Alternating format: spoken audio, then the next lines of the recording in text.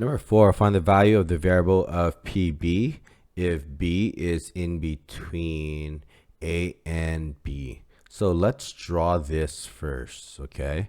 So this is the line segment, and then it exists the point A, B, and P is somewhere on it. Okay, both A and B uses this image. So here, let's put it down here and let's label it.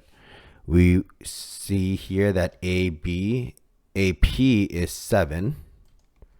So we can just write 7 here.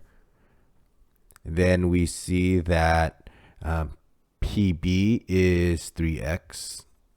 Then the entire thing of AB is 25.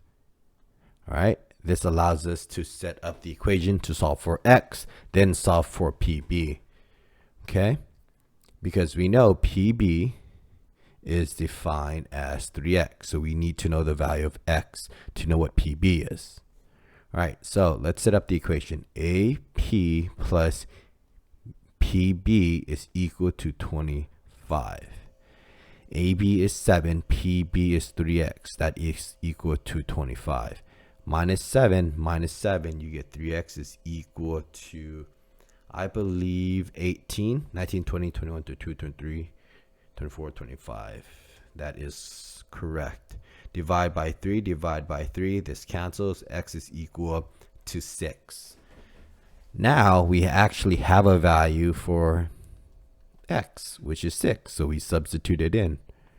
Okay, PB is 3 times 6, which is going to be 18. So there you go. That is the value of PB. Next, we have to grab the same image because it works for question B as well. And we see here that AP, it is negative 2k. And PB is k plus 6. And their entire thing here is of AB, which is going to be 11. PB in this case is going to be k plus 6. So we have to solve for a value of k. We know that AB plus BP is equal to the entire thing of AB. Let's plug it in. This is negative 2k plus k plus 6 is equal to 11. Negative k plus k is negative 1k plus 6 is equals to 11.